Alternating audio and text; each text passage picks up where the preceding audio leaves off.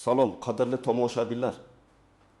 Bugun men siz bilan shunchaki bir yangilikni emas, balki ko'pchilikni juda ham qiziqtiradigan, hatto hayotiy ahamiyatga ega bo'lishi mumkin bo'lgan bir mavzuni muhokama qilmoqchiman. Gap shundaki, ba'zi bir fuqarolarimiz davlat banklardan katta miqdordagi qo'shimcha to'lovni olish imkoniyatiga ega bo'lishmoqda. Ammo afsuski, bu haqda hamma ham bilmaydi yoki bilganlar ham qanday qilib bu pulni olishni tushunmayapti. Bu masala juda nozik va diqqatni talab qiladi. Chunki bu mablag'lar sizga yoki yaqinlaringizga tegishli bo'lishi mumkin. Shuning uchun men sizdan hozirroq kanalimizga obuna bo'lishingizni va ushbu videoga like bosishingizni so'rayman. Toki bu muhim ma'lumot boshqalarga ham yetib borsin. Tayyormisiz? Unda boshladik. Muammoning mohiyati shundaki, avvallari o'sha Sovet davrida ko'pchilik oilalar o'z jamg'armalarini davlat jamg'arma kassalarida saqlaganlar. Bu kassalar Sberbank deb atalgan va butun mamlakat bo'ylab joylashgan edi. Odamlar o'z kelajagi, bolalarning ta'limi, uy olish yoki katta xaridlar uchun mablag' yig'ish maqsadida bu banklarga ishonch bilan pullarini topshirishgan. Jamg'arma kitobchalari, sberknijkalar deyilardi. Har bir oilaning g'ururi va moliyaviy barqarorligining ramzi bo'lgan. O'sha paytda pulning qadri baland edi. Maoshlar ham nisbatan yaxshi bo'lgan va odamlar bu mablag'lar kun kelib albatta o'zlariga foyda keltirishiga ishonganlar. Davlat bu jamg'armalarning xavfsizligini kafolatlagan. Bu esa aholining bank tizimiga bo'lgan ishonchini yanada mustahkamlagan. Masalan, oddiy bir muhandis oyiga 1020 rubl maosh olgan bo'lsa, 5000 rubl miqdoridagi jamg'arma uning bir necha yillik maoshiga teng bo'lgan va bu juda katta mablag' hisoblangan. Ba'zilar esa avtomobil yoki uy olish uchun 10 minglab rubllar yig'ganlar. O'sha davrda yangi avtomobil Volga 1500-1600 rubl turganini inobatga olsak, jamg'armaning qadrini tasavvur qilish qiyin emas. Ammo bilamizki, Sovet ittifoqi parchalangach. Iqtisodiy islohotlar va milliy valyutalar joriy qilinishi bilan birga inflyatsiya darajasi keskin oshib ketdi. O'sha jamg'arma kassalaridagi pullar bir zumda qadrini yo'qotdi. Rublning qadri tushib ketdi. Keyin esa yangi milliy valyuta so'm joriy etildi. Odamlar o'z jamg'armalarining amalda yo'q bo'lib ketganini anglab yetishdi. Ko'pchilikning yillar davomida to'plagan pullari bir zumda oddiy bir non yoki bir necha kilogramm shakar narxiga aylanib qoldi. Bu holat aholining bank tizimiga bo'lgan ishonchiga juda katta putur yetkazdi. Ko'plab oilalarning moliyaviy ahvolini og'irlashtirdi va ijtimoiy norozilikka sabab bo'ldi. Ko'p yillar davomida bu masala yopib qoldi. Odamlar o'z yo'qotishlari bilan kelishga majbur bo'ldilar. Ular shunchaki bu o'tib ketgan ish, endi buning hech iloji yo'q deb o'ylashdi. Endi esa vaziyat tubdan o'zgargan. Hozirgi kunda davlatimiz o'sha davrdagi aholi jamg'armalarini qisman kompensatsiya qilish masalasini kun tartibiga qo'ydi. Bu biror bir yangi qonun yoki prezident farmoni asosida amalga oshirilmoqda. Men aniq hujjat nomini keltirmayman. Ammo bu hukumat darajasidagi tashabbus ekanligini ta'kidlayman. Aslida bu adolatni tiklashga, aholining davlat va bank tizimiga bo'lgan ishonchini qaytarishga qaratilgan juda muhim qadamdir. Bu ish bilan asosan davlat banklari, masalan, Xalq banki, Agrobank yoki Milliy bank kabi yirik moliya institutlari shug'ullanmoqda. Ular o'z arxivlaridan ma'lumotlarni qidirib topib, aholiga qo'shcha to'lovlarni amalga oshirmoqdalar. Bu albatta pulning o'sha paytdagi to'liq qiymatini qoplamaydi. Ammo bu ijtimoiy qo'llab-quvvatlash va davlatning o'z fuqarolariga bo'lgan g'amxo'rligining ramziy ifodasidir. Bu to'lovlar 1 rubl uchun belgilangan maxsus koeffitsiyentlar asosida hisoblanadi. Bu esa o'sha pullarning bugungi kundagi qisman bo'lsa ham qadrini tiklashga yordam beradi. Endi esa eng muhim qismiga o'tamiz. Bu haqda nimalarni bilishimiz kerak? Kimlar tashvishlanishi kerak va kimlar bunga parvo qilmasa ham bo'ladi? Birinchidan, shuni tushunishimiz kerakki, bu to'lovlar barcha eski jamg'armalarga tegishli emas. Bu yerda bir nechta muhim shartlar mavjud. Odatda gap 1992 yil 1 yanvargacha yoki aniqroq qilib aytganda Sovet ittifoqi parchalanishidan oldin ochilgan va mablag' kiritilgan depozitlar haqida ketmoqda. Ya'ni, agar siz 1992 yildan keyin jamg'arma kassasida hisob ochgan bo'lsangiz, bu to'lovlar sizga tegishli bo'lmasligi mumkin. Shuningdek, bu faqat oddiy jamg'arma hisoblariga, ya'ni sberknijka orqali ochilgan depozitlarga tegishli. Turli xil lotereya chiptalari, davlat obligatsiyalari yoki boshqa qimmatli qog'ozlar ushbu kompensatsiya dasturiga kirmasligi mumkin. Bu faqat oddiy fuqarolarning shaxsiy jamg'armalariga taalluqli. Endi kimlar bu haqda tashvishlanishi kerakligiga e'tibor qaratamiz. Asl keksa yoshdagi fuqarolar, agar sizning ota-onangiz, bu bobolaringiz yoki sizning o'zingiz 1992 yilgacha davlat jamg'arma kassalarida pul saqlagan bo'lsangiz, albatta bu masalani o'rganib chiqing. Ular o'sha paytlarda yosh bo'lgan bo'lishlari mumkin.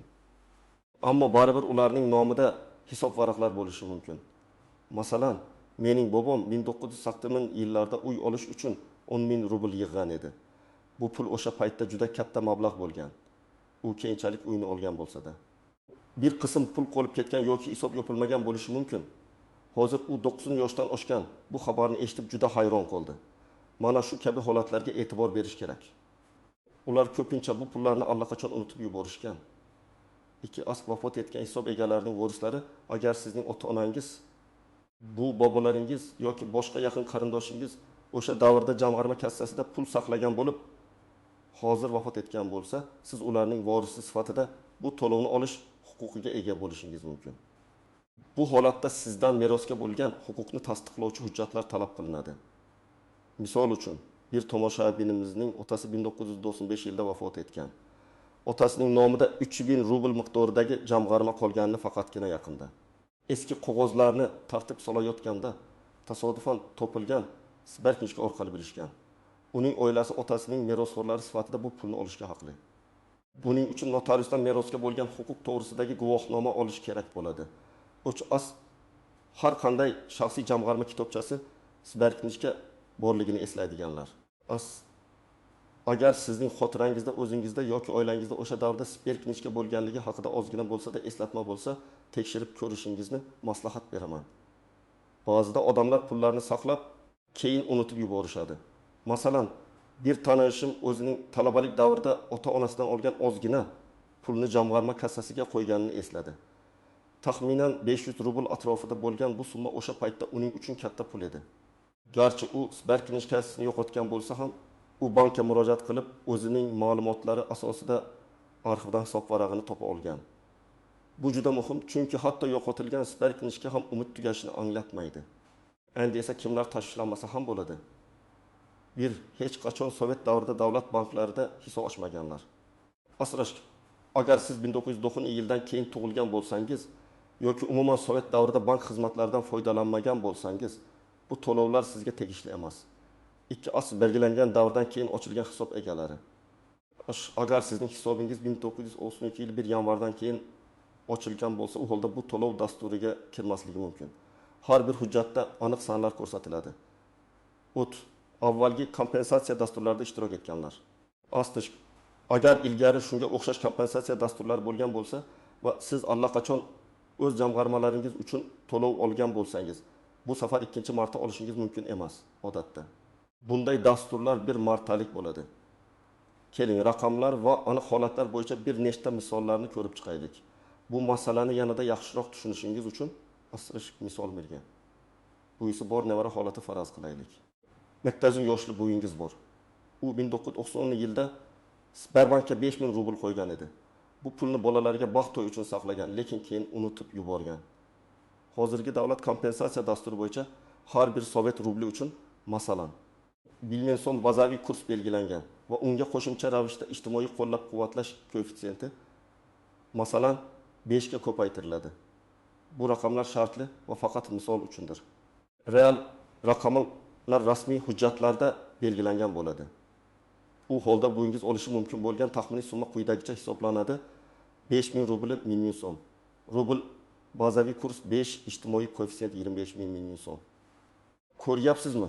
Bu ancha katta mablag'. Bu buvingizning yashash sharoitini yaxshilashga, sog'ligini tiklashga yoki nabiralariga yordam berishga yetarli bo'lishi mumkin. Uning sberknishkasi saqlangan bo'lsa, bu jarayon juda tez va oson kechadi. Agar yo'qolgan bo'lsa, bank arxivlaridan tekshirish talab qilinadi. Misol 2. Vafot etgan otadan qolgan meros. Bir kishi 1995 yilda vafot etgan otasining nomida 3000 rubl miqdoridagi jamg'arma bo'lganligini aniqladi. Otasi bu pulni 1998 yilda avtomobil olish niyatida qo'ygan ekan. Lekin keyin bu rejalari o'zgargan.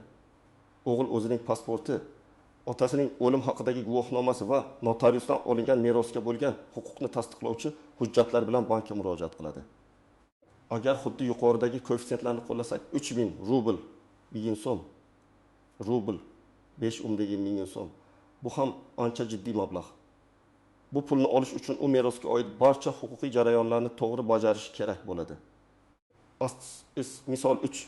Yo'qolgan jamg'arma kitobchasi, sberknijka va arxiv qidiruvi ayol 1991 yilda universitetni tugatib, o'zining birinchi ish haqi puli 1000 rublni jamg'arma kassasiga qo'yganini eslaydi. Keyinchalik turmushga chiqib, shahar o'zgarishlari bilan bu sberknijkasi yo'qolib ketgan.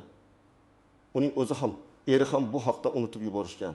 U bankka murojaat qilib, o'zining shaxsiy ma'lumotlari, pasport seriyasi va raqami, tug'ilgan sanasi, o'sha paytdagi yashash manzili asosida bankning arxiv xizmatidan o'z hisob varag'ini qidirib topishni so'radi. Banklar bunday ma'lumotlarni saqlaydi, garchi bu jarayon vaqt talab qilsa ham. Agar hisob topilsa va yuqoridagi koeffitsiyentlar asosida hisoblansa, 20 rubl, 20 so'm, rubl 5,5 so'm. Ko'rib turganingizdek, hatto yo'qolgan hujjatlar ham sizni bu imkoniyatdan mahrum qilmasligi kerak. Faqat biroz ko'proq sabr va harakat talab etiladi. Endi esa eng muhim jihatlardan biri qoidadan istisnolar, uchraydigan qiyinchiliklar va noaniq nuanslar haqida gaplashaylik. Asterisk qoidadan istisnolar. Berilmagan hisobning siz bilmagan holda yopilishi yoki o'tkazilishi. Ba'zida, ayniqsa keksa yoshli odamlarning hisoblari, ular bilmagan holda qarindoshlari yoki boshqa shaxslar tomonidan yopilgan yoki boshqa hisobga o'tkazilgan bo'lishi mumkin. Bu holatda siz pulni olish imkoniyatiga ega bo'lmaysiz, chunki hisob allaqachon yopilgan bo'ladi. Lekin agar siz bunday holatda noqonuniy harakatlarga shubha qilsangiz, huquq tartibot organlariga murojaat qilish huquqiga egasiz. 2. Astirish ayrim turdagi depozitlarning istisno qilinishi. Yuqorida aytib o'tganimdek, barcha turdagi depozitlar ham kompensatsiya qilinmasligi mumkin. Masalan, korxonalar yoki tashkilotlar nomidan ochilgan hisob varaqlar, davlat fondlari orqali amalga oshirilgan maxsus to'lovlar yoki shunga o'xshash boshqa turdagi pullar bu dasturga kirmasligi mumkin. Dastur asosan jismoniy shaxslarning shaxsiy jamg'armalariga qaratilgan. 3. Mintaqaviy tafovutlar. Garchi bu markazlashgan davlat dasturi bo'lsa-da, ba'zi bir mintaqalarda banklarning arxiv tizimlari yoki hujjatlarni qayta ishlash tartiblarida ozgina farqlar bo'lishi mumkin. Shuning uchun o'zingiz yashayotgan hududdagi yoki hisob ochilgan hududdagi davlat bankining tegishli bo'limida aniq ma'lumot olish har doim tavsiya etiladi. Ba'zi filiallar arxiv ma'lumotlarini tezroq topishi mumkin. Boshqalari esa bunga ko'proq vaqt sarflashi mumkin. Uchraydigan qiyinchiliklar va tuzoqlar. 1. Firibgarlar bu kabi e'lonlar paydo bo'lishi bilan birga har doim firibgarlar ham faollashadi. Ular sizga pullarni tezroq va osonroq olishda yordam berishni taklif qilishlari, buning evaziga ma'lum bir miqdorda talab qilishlari yoki shaxsiy ma'lumotlaringizni o'g'irlashga urinishlari mumkin. Esmarking. Hech qachon bunday xizmatlar uchun to'lov qilmang. Davlat banklarida bunday jarayonlar bepul amalga oshiriladi. Barcha ma'lumotlarni faqat rasmiy bank bo'limlari va ularning xodimlariga taqdim eting. 2. Hujjatlarning yetishmasligi. Ko'pchilik eski sberknijkalarini yo'qotib qo'ygan yoki merosxo'rlar uchun merosga bo'lgan huquqni tasdiqlovchi hujjatlarni yig'ish jarayoni vaqt talab qilishi mumkin. Bu jarayonni sekinlashtirishi mumkin. Shuning uchun avvalo bor bo'lgan barcha hujjatlarni to'plab, keyin bankka murojaat qilish maqsadga muvofiq. 3. Byurokratik to'siqlar va navbatlar. Bu kabi dasturlarda aholining katta qismi murojaat qilishi sababli banklarda navbatlar paydo bo'lishi mumkin. Hujjatlarni ko'rib chiqish jarayoni ham biroz cho'zilishi mumkin. Sabrli bo'lish va bank xodimlarining ko'rsatmalariga amal qilish muhimdir. 4. Bank ma'lumotlarida nomuvofiqliklar. Ba'zida bank arxivlaridagi ma'lumotlar sizning xotirangizdagi ma'lumotlarga mos kelmasligi mumkin. Masalan, ism, familiya, pasport ma'lumotlarida ozgina xatolar bo'lishi mumkin. Bu holatda qo'shimcha tekshiruvlar talab qilinishi mumkin. Noaniq nuanslar. 1. To'lov miqdori mutlaq qadrini tiklamaydi. Yuqorida aytganimdek, bu kompensatsiya pullarining o'sha paytdagi xarid qobiliyatini to'liq tiklamaydi. Bu ijtimoiy qo'llab-quvvatlash chorasi bo'lib, davlatning fuqarolarga nisbatan g'amxo'rligi va adolatni qisman tiklashga urinishi hisoblanadi. Bu to'lov miqdori o'sha paytda sotib olish mumkin bo'lgan uyni yoki mashinani qaytarishga yetarli bo'lmasligi mumkin. Ammo bu baribir sezilarli yordamdir. 2. Jarayonning muddatliligi. Bunday dasturlar ko'pincha cheklangan muddatga ega bo'ladi. Ya'ni sizga belgilangan vaqt ichida murojaat qilish imkoniyati beriladi. Agar bu muddatni o'tkazib yuborsangiz, keyinchalik bu to'lovni olish imkoniyati bo'lmasligi mumkin. Shuning uchun videoni ko'rib bo'lgach, darhol harakat qilishni boshlang. 30 ast naqd pulsiz to'lovlar. Aslida ko'pincha bunday to'lovlar to'g'ridan to'g'ri naqd pul shaklida emas, balki bank kartasiga o'tkazish yo'li bilan amalga oshiriladi. Buning sababi moliyaviy shaffoflikni ta'minlash va firibgarlikning oldini olishdir. Sizda bank kartasi bo'lishi talab etiladi. Agar bo'lmasa, bankda hisob ochib, karta ochtirish zarur bo'ladi. 4. Aslida faol bo'lmagan hisoblar.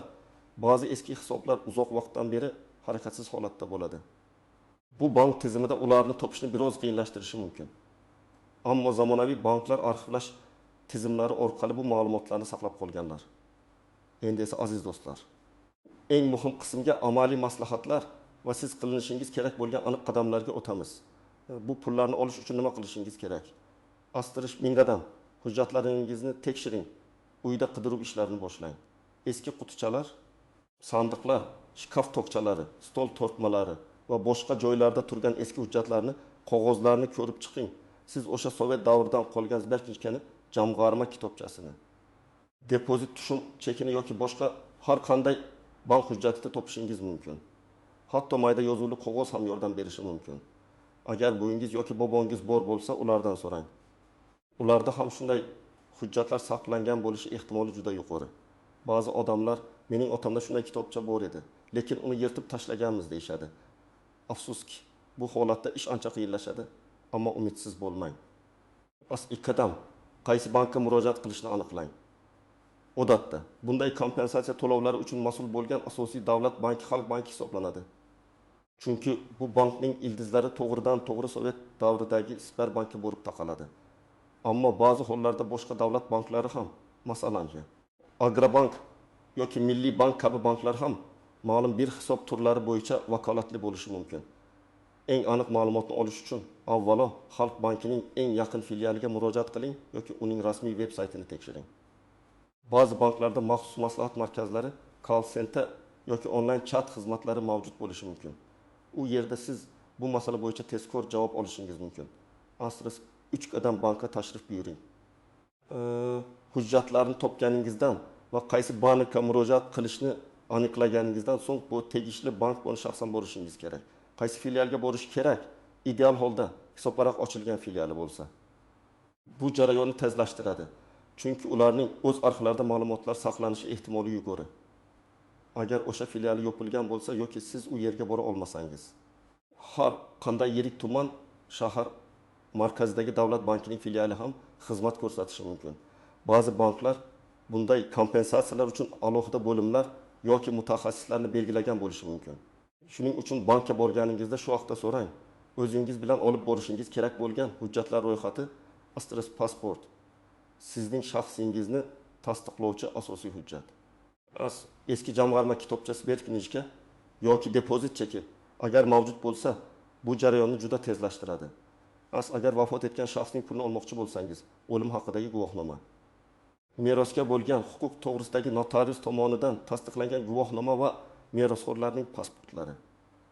Meros masalasi biroz murakkabroq bo'lishi mumkin. Shuning uchun barcha merosxo'rlarning roziligi yoki ulardan biriga ishonchnoma berilishi talab etilishi mumkin. Nikoh guvohnomasi yoki tug'ilganlik haqidagi guvohnoma. Agar sizning familiyangiz bank hujjatlaridagi familiyadan farq qilsa, masalan, turmushga chiqqandan keyin familiyani o'zgartirish, shaxsiy ma'lumotlaringizning bir xilligini isbotlash uchun ushbu hujjatlar ham kerak bo'lishi mumkin. Astirish, ko'rqadam, ariza to'ldirish. Bankda sizga maxsus shakldagi ariza blankasi beriladi. Uni diqqat bilan va to'g'ri to'ldiring. Arizada o'zingizning shaxsiy ma'lumotlaringiz, hisob raqamingiz agar eslasangiz, depozit qo'yilgan sana va miqdor agar eslasangiz ko'rsatilishi kerak. Agar Sberknijka yo'q bo'lsa, arizada bu holatni ko'rsatib, bankdan arxiv ma'lumotlarini tekshirishni so'raysiz. Bank xodimlari sizga to'ldirishda yordam berishlari shart. Shuning uchun savollaringiz bo'lsa, ulardan so'rashdan tortinmang. Ariza to'ldirilgach, uni bankning mas'ul xodimiga topshirasiz. U hujjatlaringizni tekshirib, sizga arizaning qabul qilinganligi haqida tasdiqnoma berishi mumkin. 5 qadam arizaning holatini kuzatib boring. Ariza topshirilgandan so'ng bank ma'lumotlaringizni arxivdan tekshirishni boshlaydi. Bu jarayon bir necha kundan bir necha haftagacha davom etishi mumkin. Ayniqsa agar eski siber kinchka yo'q bo'lsa va ma'lumotlarni chuqur qidirish talab qilinsa. Bankdan arzingizning holatini qanday tekshirish mumkinligi haqida ma'lumot oling. Ba'zilarda telefon orqali yoki shaxsan bankka tashrif buyurib holatni bilish mumkin bo'ladi. Sabrli bo'ling. Chunki bu tarixiy masalalar bilan bog'liq bo'lgani uchun ma'lumotlarni aniqlash biroz vaqt olishi mumkin. 6 qadam. To'lovni qabul qiling. Agar sizning arzangiz ma'qullansa va eski jamg'armangiz tasdiqlansa, bank sizga pul o'tkazish tartibini tushuntiradi. Odatda bu mablag'lar sizning bank kartangizga o'tkaziladi. Agar sizda bank kartasi bo'lmasa, bank sizga yangi karta ochishda yordam beradi. Pul sizning hisobingizga tushgandan so'ng uni ishlatishingiz mumkin bo'ladi. Yana bir bor ta'kidlayman, bunaqa pulsiz bank o'tkazmasi orqali amalga oshiriladi. Shuning uchun hisobingizga pul tushganini tekshirish uchun bankning mobil ilovasidan yoki SMS xabarnomalar xizmatidan foydalanishingiz mumkin. Xulosa qilib aytganda, qadrli tomoshabinlar, bu shunchaki pul emas, balki tarixning bir qismi davlatning o'z fuqarolariga nisbatan g'amxo'rligi va adolatni tiklashga bo'lgan intilishining ramzidir. Bu imkoniyatni qo'ldan boy bermang. O'zingizni, ota-onangizni, bu bobolaringizni tekshiring. Balki ularning unutib yuborilgan jamg'armalari hozir sizning o'ylangizga juda ham asqotar. Bu harakat shunchaki moliy yordam emas, balki ruhiy ko'ndirish, adolatni tiklanishi hamdir. Sizningcha bu kabi kompensatsiya dasturlari qanchalik adolatli? Bu pullar kimlarga birinchi navbatda berilishi kerak? O'z fikrlaringizni izohlarda yozib qoldiring. Chunki sizning fikringiz biz uchun juda muhim. Agar ushbu video sizga foydali bo'lgan bo'lsa, like bosing va kanalimizga obuna bo'lishni unutmang. Bu bizga kelajakda yanada ko'proq foydali ma'lumotlarni tayyorlashga yordam beradi. Keyingi videolarda ko'rishguncha sog' bo'ling.